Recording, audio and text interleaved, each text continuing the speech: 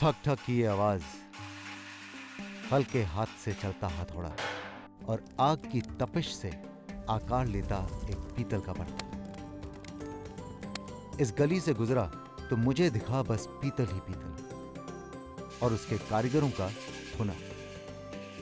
कारीगरी का यह अद्भुत नमूना सिर्फ बर्तन नहीं है, बल्कि सालों से सहेजी हुई एक परंपरा है। मिर्जापुर अपने पीतल के काम के लिए जाना जाता है, ये मुझे नहीं मालूम था तब तक जब तक कि मैं यहाँ मिर्ज़ापुर नहीं पहुँचा।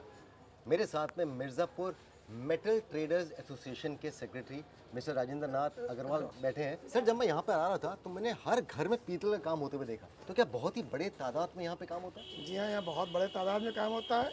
कोई बड़ी इंडस्ट्री नहीं है, कॉटेज इंडस्ट्री यहाँ पे है। हर घरों में सामान बनता है। लेबर कारखानेदारों के यहाँ से सामान लाकर अपने घर में फिनिश करते हैं, वापस कारखानेदार को पहुँचाते हैं। तो कोई खास बात है मिर्ज़ापुर के पीतल की? ट्रेडिशनल है, 500 सालों से यहाँ पर बन रहा है। कारीगर यहाँ जो है वो अपना एक स्पेसिफिक कारीगर है। तो फॉर्मूला सब उसी के पास में है। हाँ। देखिए क्या बात है, अगर ये कटोरी को बनाता है तो सिर्फ वो कटोरी बनाता है। दूसरा फॉर्मूला परात बनाने का फॉर्मूला उसके पास में नहीं है, और जो परात बनाता है उसके पास में कटोरी बनाने का फॉर्मूला नहीं है। जी नहीं, तो जो पीतल यहाँ बनता है वो पीतल अन्य जगहों से अलग है या? यहाँ की डिज़ाइन और ट्रेडिशन एकदम अलग है। जो चीज़ें यहाँ बनती हैं वो अभी तक पूरे हिंदुस्तान में उसका नकल नहीं बन पाई है। जैसे उदाहरण के लिए कोई ऐसी चीज़? जैसे आपके यहाँ एक परात रखी थी अभी आपके वो पीछे जी। इसकी मठार जो है हाथ से होती है। इसके एक भी बूंदी में कहीं कोई फर्क नहीं मिलेगा, जबकि ये पूरा हाथ से बनता है।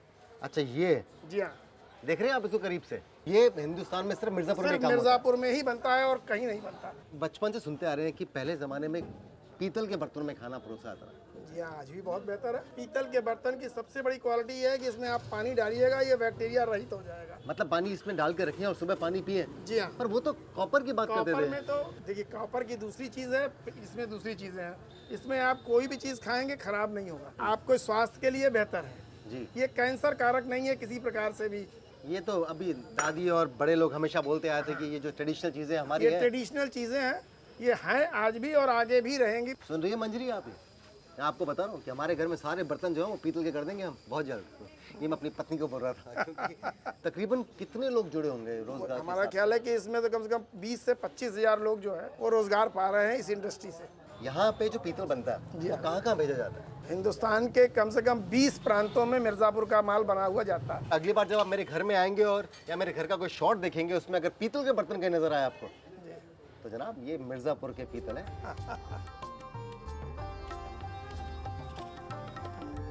जिंदगी में मिठास ना हो तो जीने का अंदाज ही फीका है। और उस मिठास के तो क्या कहने जो मिठाई की किसी पुरानी दुकान पर थालों में करीनों से सजी मिठाइयों में छिपी होती है।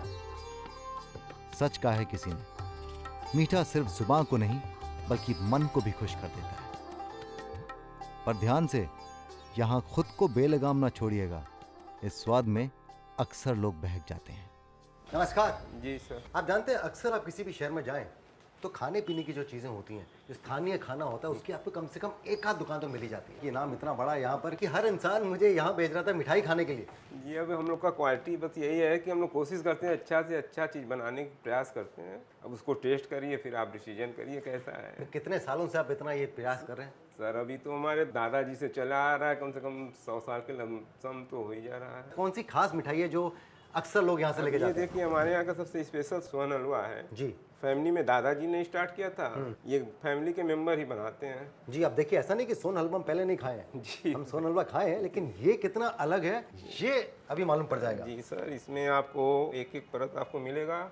ये देखिए एक एक परत इसमें ताश के पत्तों की तरह से आपको नजर आएगी। तो एक एक परत अलग होती कैसे, मुझे आज तक ये भी समझ में नहीं आया कि ये मिठाई, मुझे लगता था कि ये खांचे में डाल देते होंगे फिर वो बन जाती होगी। इसमें परिश्रम थोड़ा लगता है, खानदानी चला आ रहा है इसलिए इसलिए आप बताएंगे नहीं कि कैसे बनता है। मैं भी डिसाइड करता हूँ कि क्यों लोग इसको इतना पसंद करते हैं। देखिए एक परत निकाली मैंने, कहाँ गई परत? अभी तो आप बताइए कहाँ गई अंदर, मालूम ही नहीं पड़ा, फिर चखना पड़ेगा। ये एक और परत, ये भी गायब। इसकी पहचान इसी से होती है कि आपकी ज़बान में पड़ते ही वो गायब हो जाए, एकदम पिघल जाए। बहुत ही कमाल का है। मुझे एक और किसी ने कहा था कि मूंग का दाल का भी कुछ बनाते हैं आप? जी सर, मूंग का दाल का ये फेटुआ है। ये है मूंग की दाल का फेटुआ।